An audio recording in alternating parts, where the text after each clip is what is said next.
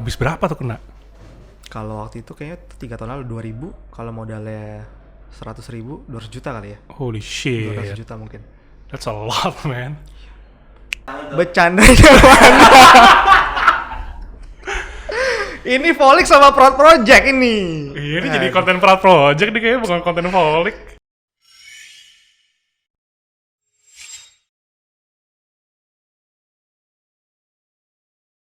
Kembali lagi di Viniar, and welcome to the cave. Hari ini gue ditemenin oleh sama satu orang yang gue ngeliat dia tuh, musuhnya namanya bukan Yasa Singgi, tapi Yasa Cuan Singgi. Gokil. Karena gue ngeliat dia tuh orang yang, wah ini bisnis banget nih orang nih. Kapitalis.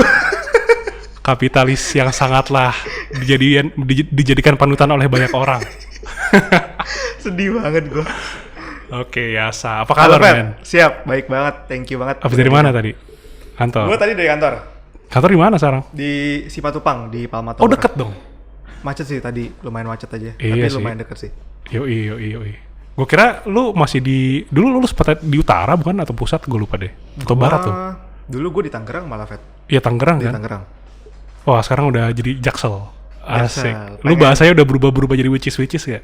Lumayan. Asik. Gue pengen mengurangi keengko-engkoan gue. Oke Jadi deh. pindah ke Jaksel. Siap. Coba lu jelasin apa sih bisnis lu? Jadi gue nggak tahu nih lu udah sempet tahu apa belum. Jadi gue awal tahun ini sekarang udah nggak cuma ngerjain sepatu sebenarnya, Fet. Oke, apalagi? Jadi apa gue aja tuh? sekarang ngerjain sepatu sama skincare. Skincare? Wih, di pantesan lu jadi glowing nih sekarang. Banget. Gue pas sebelum gue ngambil bisnis skincare ini, gue nggak ngerti skincare sama sekali, Fet. Gue cuma anggap tuh yang namanya skincare tuh cuma ada satu jenis lotion. Pada banyak nih. Padahal setelah gue tahu gila ada 3 step, 5 step, 7 step. Sekarang gue Waduh. pakai 5 step tiap hari.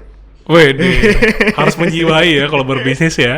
Yoi, jadi gue Apa sekarang tiba-tiba itu skincare lo? iya, jadi dari awal tahun ini gue megang ke skincare juga. Skincare ini kita punya brand impor dari Taiwan sama Korea. Namanya Naruko, ada For Beloved One, For Beloved Girl, sama Sorochi dari Korea. Oh, berarti lu suppliernya gitu atau gimana? Kita jadi distributor distributor. distributor tunggalnya dari Taiwan buat Taiwan sama Korea buat Indonesia. Wih deh, mantap tuh kan. Langsung keluar auranya, uangnya tuh langsung. Gue Gua suka nih. kesannya jadi agak jahat ya di sini. Enggak lah, enggak semua orang yang kapitalis tuh jahat Oh kok. iya, siap. Sebagian besar doang ya. Aduh, gue dicap PKI nih bentar lagi di sini. Oke, nih gue langsung mulai dengan beberapa pertanyaan dari audiens deh. Wih, gila, Nih, kayak ada jadi- yang nanya aja, Pet. Ada, yang nanya men. kemarin di Instagram. Ada Oh, beberapa. ada. Oke. Nih, pertama dari Giovanni Natalieh. Masih inget Sinar Dharma gak, Kak? Dulu pas kakak masih kurus, sempet sharing loh. Lah, jadi body shaming katanya gitu. Lupa sih. Iya. Mana itu ya? Sekolah ya Dharma. kayaknya ya? Gak tahu ya. Sekolah kali ya? Lupa sih gue. Ya sudah, Lupa, hangus lupa, pertanyaannya lupa. berarti. Sayang sekali, Giovanni Natalieh. Tapi Karena- gue sekarang lagi mencoba kurus lagi. Kurusnya ada Oke. lagi mencoba kurus. Tapi, lu ingat gak terakhir kita podcast? Hah? Kita kan, lu kan ngomongin tentang intermittent fasting. Iya. Dan dulu, pas kita terakhir kita podcast tuh, kurang lebih gue beratnya 90 something. Sampai akhirnya gue terinspirasi sama kata-kata lu yang dimana lu bilang kalau misalkan bisnis karir itu reflection of your own apa tadi waktu lu ngomongnya. Bisnis adalah refleksi dari personal lo. Nah, bisnis adalah refleksi dari personal lu. Kalau misalkan lu nggak peduli sama personal lu, ya most likely lu nggak peduli sama bisnis lu. Dan itu gue kerasa banget. Jadi waktu itu gue saat itu kita ngobrol-ngobrol, kapan sih itu ya? September, Oktober Ya, tahun lalu 2019 ya. Aha. Gue tuh beratnya 94-95 kilo. Nah, sebulan 2 bulan kemudian gue merasakan hal yang lu rasakan. Gue merasa gue nggak peduli sama badan gue. Bisnis gue pun juga jadi merasa gue kurang peduli. Dari segi cuan segala macam turun lah. Sampai akhirnya gue coba tuh intermittent fasting segala macam. Dan sekarang gue turun 14 kilo. Dan untungnya selama corona kita nggak harus ada pemecatan, nggak harus ada apa-apa. Walaupun sebenarnya udah emang ada beberapa budget cut segala macam. Cuman survive aja. Bahkan secara personal ya duitnya naik-naik aja gitu loh. Nice. Kelihatan banget sih lu jauh lebih. Tadi gue pas ketemu di depan, gila lu lean banget, Fet. Iya, 14 kilo, 15 kilo kurang lebih sekarang. Iya. Nah dulu tuh kan gue titik tertingginya gue 97 ya, 97-98. Dan gue gak setinggi lu, Fet. Lu bayangin gue udah kayak buntelan apa tuh. Sekarang berapa lu? Gue sekarang di 182. Oh, lumayan banget, men. Gue sebenarnya udah agak stuck tuh, Fet. Nah, sama nih. Gue udah agak stuck. Susah turunnya lagi ya. Harusnya tuh gue idealnya kayaknya 72, 73. Jadi masih harus 10 kiloan lagi. Cuma gue lagi stuck. Susah. Udah agak stuck. Kadang gue pas gue 84 kilo, gue sempet stuck. Iya, sekarang lu? Sekarang gue 80. 80? Iya. Nih ada pertanyaan lagi nih. Oke. Dari Azizah Putriyaini. Kenapa Kak Yasa selalu tampil sederhana? Kenapa tampil sederhana? Karena emang punyanya itu, Fat. Tapi kalau misalnya lu jadi tajir melintir Atta Halilintar, apakah lu bakal jadi kayak Atta Halilintar? No offense ya untuk Atta Halilintar ya. Kayaknya enggak deh. Karena gue akan spend banyak lebih ke rumah. Kalau rumah gue pengen sih punya rumah yang bagus gitu, rumah yang gede, ada kolam renangnya gitu, gue pengen. Jalan-jalan gue pengen, tapi gue nggak terlalu tertarik sama mobil, jam tangan, gitu-gitu gue nggak gitu tertarik, Pat. Kenapa? Emang bukan aja sih kayaknya. Jadi gue nggak menyalahi ada orang yang emang hobinya jam tangan, hobinya mobil, dan itu memang bisa mendrive mereka untuk lebih maju. Betul. Nah cuma gue ngerasa itu bukan drive gue aja. Right. Jadi gue ngerasa kalau gue kaya banget, gue mungkin kalau barang yang konsumtif akan gue spend ya mungkin rumah, jalan-jalan mungkin. Tapi rumah nggak konsumtif juga dong, kan bisa naik harganya. Nah menurut Robert Kiyosaki, Fat. Asik. Gimana tuh? Rumah itu sebenarnya masih konsumtif. Rich Dad Poor Dad ya? Rich Dad Poor Dad. Karena kita menggunakan rumah itu untuk diri kita, bukan dijadikan aset yang menghasilkan. Per bulannya at least. Bisa menjadi aset kalau kita jual, artinya kita dapat keuntungan dari capital gain-nya. Oke. Itu jadi aset. Tapi selama kita pakai rumah itu untuk diri kita sendiri, itu bukan aset, itu konsumtif. Oke. Jadi mendingan beli rumah atau enggak? Untuk milenial? Tergantung. Nggak ada jawaban yang benar dan nggak ada jawaban yang salah sih. Tergantung apakah kalau misalnya lu nyewa aja, lu pakai uangnya diputerin ke tempat lain yang bisa lebih menghasilkan, mungkin nyewa lebih baik. Gitu. Tapi mungkin ada juga yang ngerasa enggak deh, gue lebih milih save aja. Ini lebih ke feeling aja. Ada orang itu ngerasa kalau udah punya rumah itu ngerasa lebih safe. Nggak salah juga gitu. Tapi ada yang ngerasa gue sih nggak pentingin save ya. Gue ngerasa kalau gue beli rumah itu uang gue tuh terlalu banyak ngendep di situ. Gue lebih pilih gue tinggal di kosan, sisa uangnya itu gue puterin lagi ke saham, ke P2P lending atau ke aset apapun. Nggak salah juga. Jadi menurut gue tergantung dengan kebutuhan lu dan pandangan lu terhadap hidup dan rumah. Bisa jadi financial planner nih ya. Buset, jangan Fat. Oke, gue nggak mau start pembicaraan itu. Terlalu sensitif ya. Gue tadi hampir kesebut nih, aduh. Next topic gue hampir jangan deh. Oke. Terlalu sensitif itu, bahaya. Ada cerita nih dari Anonymous. Widih. Ini ceritanya gini ya. Waduh, deg-degan nih gue. Gue anak umur 20 tahun. Gue kena tipu sama saudara sendiri. Lumayan 30 juta abis. Untuk gue anak umur 20 tahun itu angka yang sangatlah besar.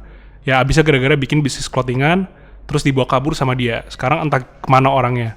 Gue kontak gak pernah balas lagi. Apa yang harus gue lakukan? Pertama kalau misalnya uangnya hilang segitu juga nggak worth it sih untuk dikejar. Maksudnya bukannya bilang itu uangnya yang sedikit, tapi maksudnya misalnya mau dilaporin ke polisi, mau dituntut atau gimana, ada effort yang harus dikeluarkan lagi lebih dan mahal lagi, mungkin bakal lebih mahal lagi kan. Jadi ya mungkin dijadikan pembelajaran aja bahwa ya itulah bisnis. Mungkin di depannya harus ada, semuanya harus jelas hitam di atas putihnya, harus selalu ada check and balance. Gimana caranya kita bisa, ibaratnya kalau misalnya kita bikin bisnis sama orang, harus punya token yang banyak, bener gak? Tokennya harus berlayer kan? Ya, betul. Ada token approval, token releaser gitu. Jadi orang nggak bisa keluarin duitnya sendiri. Jadi mungkin ya dijadikan pelajaran untuk punya mitigasi yang lebih banyak ke depannya. Kalau gue sih selalu ngelihatnya gitu sih, menurut gue mempermasalahkan orang sampai nuntut itu adalah opsi paling terakhir menurut gue. Mahal soalnya. Mahal dan segala effortnya macam. juga. Kayak misalnya gini, banyak juga orang nanya, kalau misalnya gue punya brand dan brand gue di copy, gitu, apa yang harus gue lakukan gitu loh? Di copy-nya apa dulu nih? Apakah di copy-nya desainnya aja atau sampai beneran ke merek plug-nya yang udah kita daftarin ke Haki gitu? Mungkin kalau misalnya desain aja rasanya belum bisa sih, belum Ya. bisa di shoe kan. Mungkin kalau udah sampai mereknya di kopas bisa di shoe. Tapi pertanyaannya apakah worth it untuk shoe? Apakah effort yang kita keluarkan itu worth it? Ya. Gitu. Gue selalu bilangnya, andai kan Nike atau Adidas dia pengen shoe semua orang yang jiplak dia, setiap hari dia ada di pengadilan kan. Iya, KW-nya banyak banget tuh di banyak Mangga banget. 2 Dia segala setiap hari macam, akan lebih campur. fokus untuk tuntutin orang dibandingin bikin R&D-nya kan. True. Jadi harus diukur-ukur apakah effort yang akan kita keluarkan untuk kejar orang itu worth it dengan uang yang hilang itu. Kalau lu sendiri lu pernah kena tipu gak? Gue terakhir kali kena tipu kapan ya? Terakhir kali berarti bukan cuma sekali tuh. Banyak sih, gue kena tipu kayak banyak, Fed. Worst story kena tipu? Worst story kena tipu mungkin pabrik sepatu ya. Kenapa Jadi tuh? gue order sepatu lumayan banyak, kalau nggak salah sekitar 2000 sepatu. Nah tapi gue kan waktu itu kan kita bikinnya itu pakai kulit sintetis. Ya. Tapi kulit sintetis itu tuh ada waktunya, Fed, ada expirednya. Beda sama Oke. kulit asli. Kalau kulit sintetis tuh setelah berapa tahun tuh dia bisa kayak ngelotok gitu. Iya, molding gitu kali ya. Jadi kayak bakal jadi abu Iya, gitu jelek. loh. Jadi jelek lah, Iya. intinya ngelupas. Nah gue udah pesen 2000 sepatu, tapi dia membuatkan sepatu gue pakai semuanya tuh kulit yang udah expired. Oh. Jadi pas barangnya datang ke gue, dikirim ke custom, pas lagi barang datang semuanya bagus, tapi pas udah dipakai akan pecah semuanya. Terus, Jadi wah lu yang kena dong berarti. gue kena double dong, udah kena refundin ke customer, ongkirnya juga, terus gue juga tanggung sepatunya. Dan gue tuh udah jual banyak banget waktu itu. Ya udah akhirnya gue memutuskan hubungan kerjasama sama pabrik itu. Si anjing. Tai banget tuh orang. Gitu akhirnya, tapi akhirnya gue waktu itu kayaknya masih sisa punya 1000-nya gue balikin. Oke. Abis berapa tuh kena? Kalau waktu itu kayaknya 3 tahun lalu 2000, kalau modalnya 100.000, 200 juta kali ya. Holy 200 shit. juta mungkin. That's a lot, man. Terakhir gue pernah bisnis itu apa namanya clothingan biasa sih. Itu abis 30 juta ya, rasanya beratnya mirip-mirip kayak dia nih ceritanya. Bukannya tuh terakhir ditipu itu, Fat, yang cerita ada iya. tender itu. Ya, yang tender nggak jadi kan ya? Itu bukan bener ya? tender, man. Oh, bukan tender ya? Itu ya pokoknya big fraud aja lah. Iya, Fraud iya, di mana apa namanya ada orang tiba-tiba 3 orang nih ya, sekongkol lah ngajakin gua untuk bikin PR campaign, dibilang budgetnya $15 juta dan dibilang ada satu investor besar lah. Ya nama investor besar ini tuh nama besar banget. Tapi pas dicek, pas udah jalan nih, udah tanda tangan segala macam pakai PT-nya mereka, pakai PT-nya gue juga, tanda tangan kerjasama, hitam di atas putih udah ada. Udah banyak lah layer legalnya udah tebel. Terus kita udah kerja, term pertama mesti dibayar, nggak dibayar-bayar. Malah kita udah keluar duit banyak waktu itu. Oh, udah kerja juga ya? Udah mulai Udah ya? kerja, dan itu gue pulang pagi, subuh. Karena itu scale-nya gede kan, men. PR campaign $15 juta, 200 M kan itu. Jadi di istilahnya. awal belum ada duit masuk sama sekali juga? Belum ada, jadi Belum kita ada yang masuk. nombok. Ya kan agensi kan banyak kan gitu kan, agensi harus nombok dulu. Iya, iya, iya. Tapi bayar-bayarin vendor dulu. Beberapa vendor. Partner lagi nggak sih? Kenapa? Udah manggil partner ya? Iya udah manggil partner segala macem. Dan akhirnya pokoknya kita fact checking, kita teleponin orang, ada kayak tangan kanan investor yang disebut lah. Dicek, ternyata dia nggak tahu itu apaan. Ini siapa nih, 3 orang ini siapa, ditanya nggak tahu. Dia catat namanya aja gitu. Iya cuma pakai nama doang, dan gilanya dia udah ngasih lihat apa namanya SPK-nya mereka sama PT-nya si orang investor ini. Jadi dia pemalsuan dokumen. Terus udah kabur sekarang orang-orangnya. Ada satu sih yang nggak kabur, katanya dia bakal apa namanya bayarin per bulan ganti rugi, tapi sampai sekarang nggak. Nah itu dia, gue pengen masukin ke ranah court juga, sempat ngomong sama lawyer, tapi dia bilang kok mahal banget ya bayar lawyer ya. iya. Terus gue mikir, oh ini mah nggak worth it kalau misalnya gue Iya. masukin ke court juga. Untung gue nggak diajak project itu sama lu, Fat. Iya, hati-hati. loh. Kalau nggak gue ikutan tuh ya. Kena juga lu. Nggak usah lu, gue juga pernah. Iya, dia tuh hampir kena tuh. Dulu sebelum dia kerja di Proud, dia kerja di apa namanya, ada satu agency, gue ajakin sebagai vendor. Tadinya udah hampir mau ya, cuman nggak jadi. Back down, too big katanya. Too big dibilang. Kita skalanya kecil soalnya. Untungnya dia back down, kalau nggak kena juga lu kayak gue, sialan. Iya, iya, iya. Ya itulah. Asik. Jakarta keras ya men ya. Jakarta keras. Kacau. Pertanyaan, Ah, duit bisa bikin lo happy atau enggak? bisa. Tapi at certain point, Fat. Gimana tuh? Jadi ada researchnya dari Daniel Gilbert. Dia ini seorang profesor dari Harvard. Dia itu bilang bahwa money can buy happiness but only at certain point. Jadi grafiknya itu gini, ini kalau misalnya uang itu bisa membeli kebahagiaan, maka grafiknya itu harus begini, Fat. Jadi semakin banyak uang akan semakin bahagia. Tapi ternyata penelitian dari dia, grafiknya itu begini, Fat. Bakal ada platonya Jadi gitu. bakal ada platonya. Nah, platonya itu adalah titik di mana pada saat uang lu makin banyak, lu makin happy, tapi nambahnya itu sedikit banget. Oke. Ya benar sih. Nah, berapa angka platonya itu, Fat? Itu yang kan menjadi tanda tanyanya, bener nggak? Berapa sih angka cukup kita sebenarnya? Nah, ini kan dia lakukan research-nya tuh di US. Kalau di convert ke rupiah, itu 30 juta rupiah satu bulan. Per bulannya. Per bulan. Itu jadi plato. Jadi plato per kepala. Oke. Jadi kalau On misalnya average berarti itu. on average. Jadi bisa jadi kan itu kan di US. Bisa jadi sebenarnya kalau di convert ke rupiah sebenarnya nggak setinggi itu juga. Iya, karena Ya kan? 30 juta di US tuh nggak seberapa kalau bandingin sini kan. Benar. Jadi yang bisa gue bilang adalah kalau duit lu belum 30 juta sebulan, bekerja keras lah. Betul. Karena uang akan buat lu makin happy. Money can make you happy. Tapi kalau udah sampai titik itu, saatnya untuk mencari purpose hidup lo. Karena udah bukan money lagi. Bisa nambah, tapi udah nggak begitu banyak. Mungkin akan nambah banyak kalau drastis naiknya. Akan nambah lagi, tapi nanti akan plateau lagi. Gitu. Jadi, money can buy happiness, but only at certain point. Betul.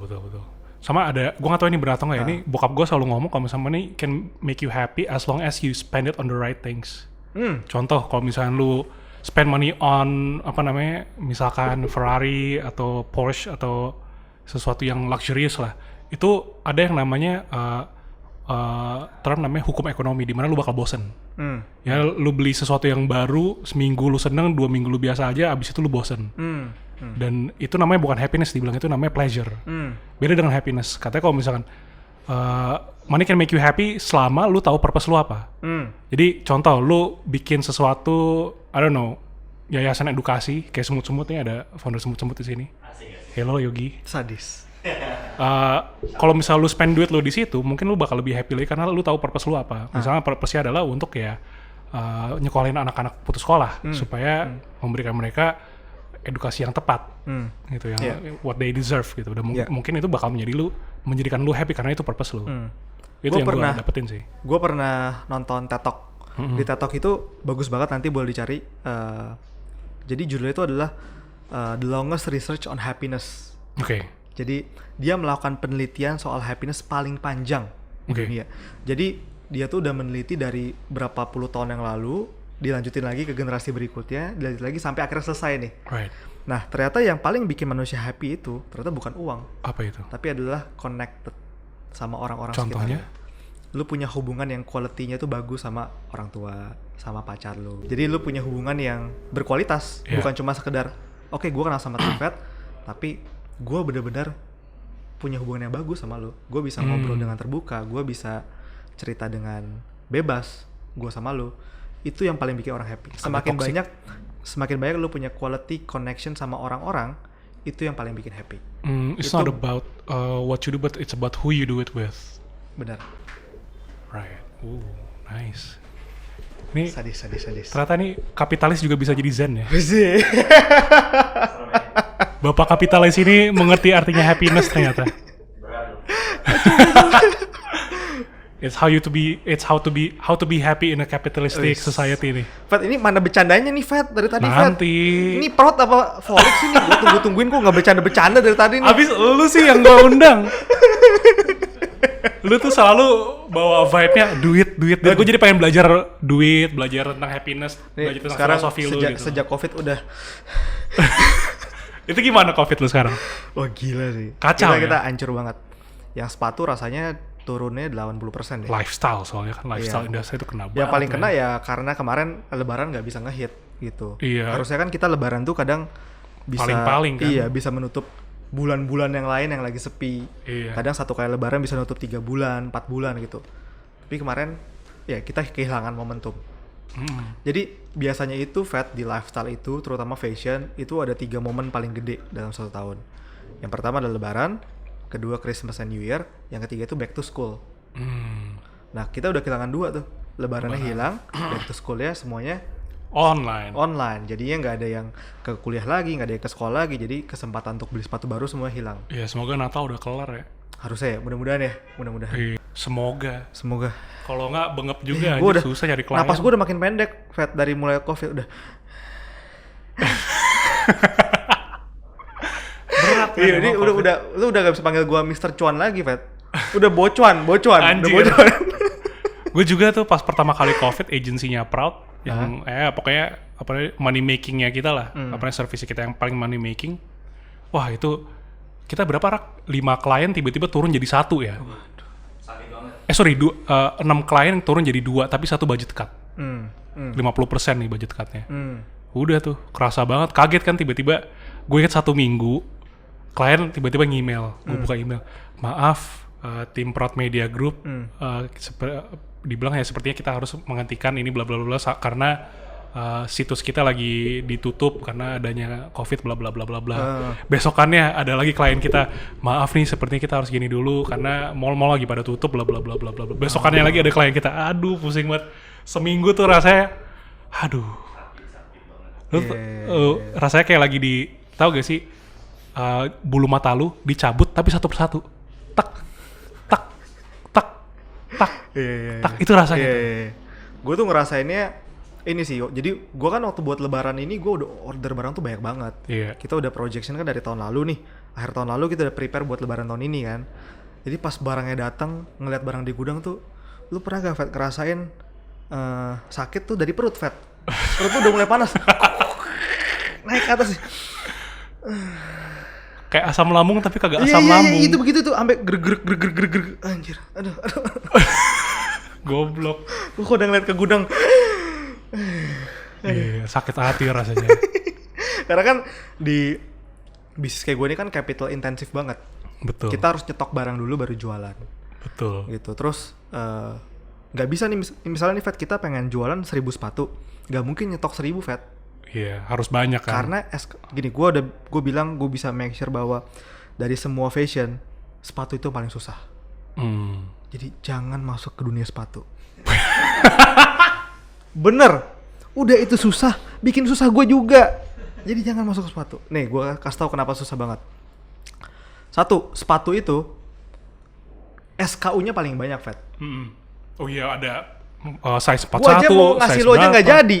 Gara-gara gak ada ukurannya. Kalau gue nyetok ukuran lu, gue makin bangkrut gue. Oh iya. Pantesan ya sekarang size 45 ke atas susah banget susah dicari banget, ya. karena memang ya kita nggak berani nyetok ke situ. Oke. Karena kalau cowok pasti biasanya itu di 42, 43. Tapi biasanya kita udah prepare dari 39, 40, 41, 42, 43, 44 itu udah 6. Iya, buset. Belum yang ceweknya, Fat.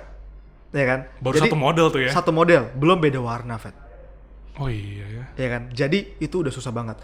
Jadi nggak bisa, tadi gue bilang kita mau jual 1000 sepatu, lu nyetok 1000 juga nggak bisa. Rasio itu harus 1:3 minimal. Lu punya stok 3000, lu bisa jual 1000. Tapi kalau lu mau jual 1000 cuma punya 1000, nggak bakal bisa. Kenapa?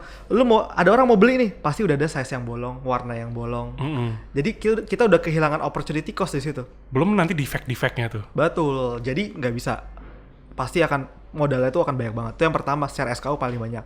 Kedua, dari distribution sama warehouse itu akan paling mahal, Fat. Contoh nih, nah ini memang Trivat nih memang paling pinter nih. Volkatif nih jualan parfum, itu udah paling enak banget. Kenapa? Satu parfum tuh segini doang, harganya sama kayak satu sepatu. Dan satu parfum itu disimpan, ya udah masukinnya laci selesai. Iya, kagak basi kan. 1000 parfum, lu bikin nyewa satu kamar kos selesai. Yoi. 1000 sepatu lu nyewa satu ruko, susah, kagak dapet juga. Lu butuh gede banget. Iya. Itu sangat mahal lah, paling susah di situ. Jadi pesan gua, jangan masuk ke dunia sepatu. Yoi. Terus udah gitu kompetisinya susah ya. Dimakan sama Kompas. Hei Aji. Ampun suhu. Hei Aji. Kamu hebat sih. Gila, itu wah gila sih. Kompas sih the godfather lah. Iya, tapi gua respect sih sama Aji sih. Gua waktu itu kan kita ketemu ya? Kita ketemu kan ya? Di Inspigo pertama kali kita ketemu sama dia kan? Gua abis itu kan pulang bareng di kereta sama Mas Haji kan. Oh barengan lu? Barengan gua pulang di kereta. Wih gila, gua respect lah pokoknya. Jago lu. Karena itu doang berarti Kompas yang bisa stok 1000 sepatu laku 1000. Nah itu deh, sold out semuanya. Cepet lagi. Gila tuh orang. Abis itu di resell lagi lebih mahal. DP-nya tinggi banget itu. Gua kalau jadi Mas Haji kan napas gua panjang banget, Fet. Iya. Wah enak deh. Kalau gue sarang pendek nafasnya. Ngeliat barang di gudang, buset banyak banget ya. Lu nggak pernah kepikiran open BO gitu? Open PO. BO. BO apa? Lu nggak tahu BO? Oh, wah anjir sialan. Belum sih, belum. Atau lu bikin onlyfans.com? Waduh. Kak, masalahnya kalau gue seganteng lu boleh kayaknya. Anjir. Fe. Masalahnya kayak gue kagak cocok, kagak laku juga. Goblok. Kalau kayak lu kan badan tinggi, wih, udah potongannya tuh udah ada, Pe. Potongan gua lah, elah, potongan cek-cek glodok. Anjir. Belum tentu ada yang mau, gua percuma juga gua buka ya kan. Open BO itu fenomena sih tapi ya. Kalau misalnya gagal udahlah kita coba itu deh, Ya, gua sih- mucikari dah. Pokoknya kalau gagal ya gue coba cari lowongan kerja di Proud. Ya ngapain, gaji kita kecil men. Ya nggak apa-apa. Kan kita live by purpose. Wede, amin. Siapa tahu gue bisa gantiin di sini nih buat kameranya Volix nanti ya kan. Wah, Kan ini mau duit yang punya hubungan kualitas. yoi, yang penting kualitas, Sadis. connectivity ya, asik. Nih ada pertanyaan lagi nih. Ah. Nih banyak. Ini banyak pertanyaan sih. beneran ada yang nanya apa lo yang bikin sih? Ada yang gue nanya, ada yang gue nanya, ada yang ditanya-tanya juga sama Oh mereka. siap. Ada Kayaknya juga. gue takutnya Trivet kemarin, kagak ada yang nanya nih. Ayo lu nanya. Gitu. Oh enggak, tapi kalau ini udah lewat, udah nggak ada pertanyaan dari audiens lagi. Siap, Gue ambil yang dikit aja gitu, yang Siap. menurut gue oke-oke aja. Oke. Nih, gimana caranya ngambil langkah pertama? Buset. Lu gimana sih cerita lu langkah pertama lu masuk ke dunia bisnis tuh gimana? Oke. Ini pas lu umur 15 tahun bukan sih? 15. Weh, ngestok kita ya. Kiss. Sadis. Bagusnya yang ngestok nih. Jadi itu juga kenapa akhirnya menjadikan tagline brand gue kan sekarang berani melangkah. Men's Republic itu tagline-nya berani melangkah.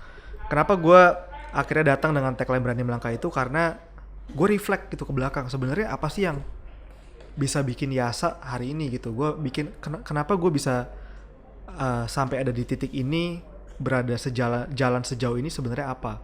Pas gue reflect ke belakang, gue ketemu satu kalimat itu, berani melangkah. Karena pada saat umur 15 tahun, waktu itu bokap gue sakit, ada kena serangan jantung, ada 3 penyempitan pembuluh darah, harus operasi, tapi bokap gue bilang, jangan utamain operasi gue dulu, utamain lu sekolah lu sama abang lu gitu. Nah itu yang akhirnya bikin gue, wah gue harus melakukan sesuatu gitu. Dan bisa dibilang dulu gue itu memulai karena sense of urgency sebenarnya. Oke. Jadi bukan orang yang punya cita-cita tapi melangkah. Oke. Tapi gue punya, iya agak sedikit terpaksa lah. Tapi gue akhirnya merasa itu jadi blessing in disguise juga, gitu. Keterpaksaan yang akhirnya gue bersyukur. Mungkin kalau gue nggak pernah melangkah itu, gue nggak bakal jadi hari ini. Jadi gimana cara mengambil langkah pertama? Kadang ya lu hanya cukup berani aja gitu. Maksudnya gini, kalau misalnya lu pengen belajar berenang, ya lu nggak bakal bisa berenang kalau lu cuma nyelupin tangan lu aja. Iya. Ya mungkin lu bisa cuma untuk tahu oke kondisi airnya gimana. Sedalam apa gitu. Sedalam apa. Tapi untuk mulai pertama, walaupun lu udah diajarin di luar kolam caranya tuh gini nggak bakal bisa. Lu harus nyemplung dulu.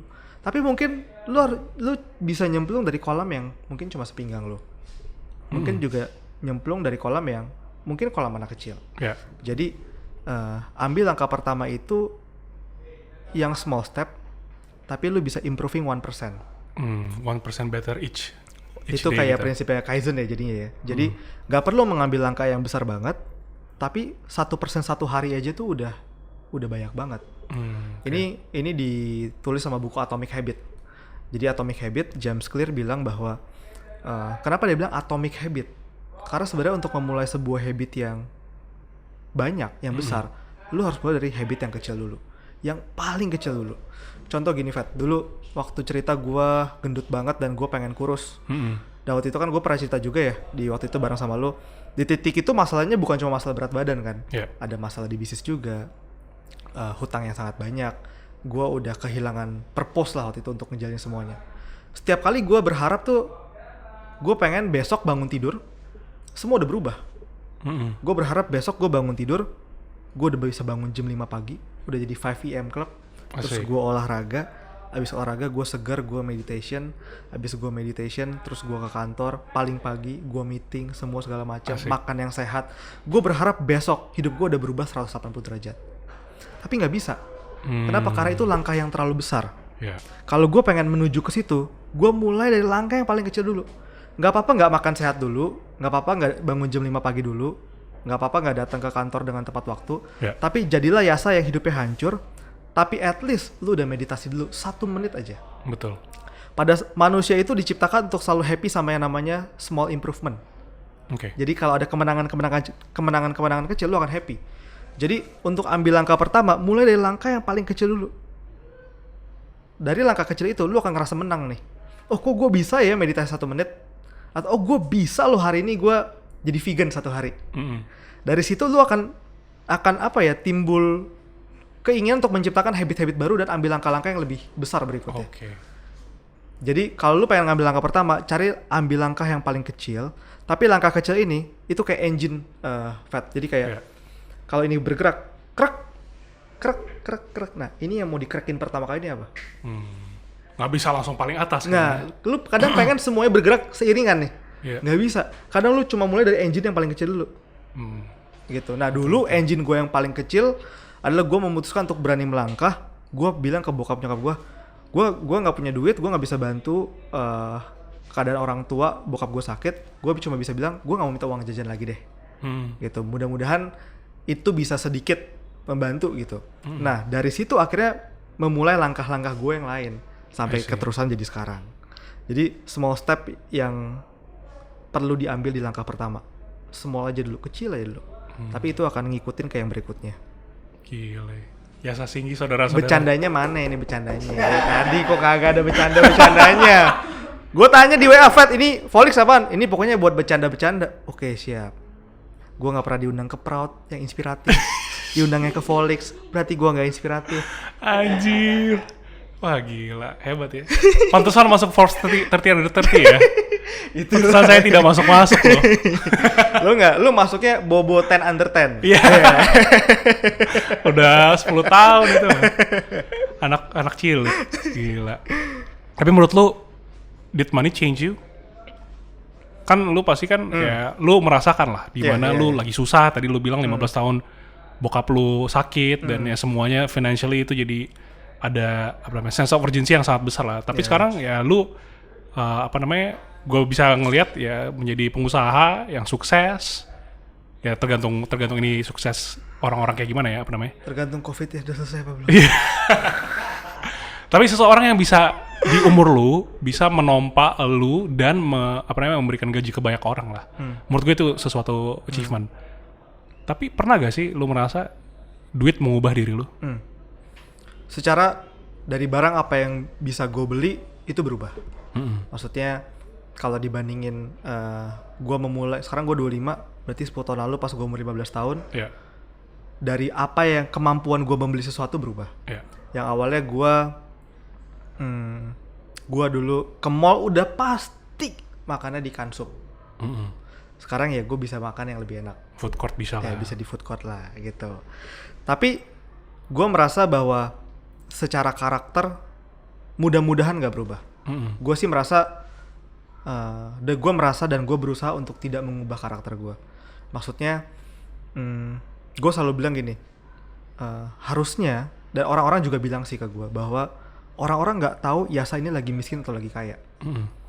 Orang-orang gak tahu Yasa ini di rekeningnya tuh lagi berapa tabungannya, omsetnya lagi berapa gak tahu.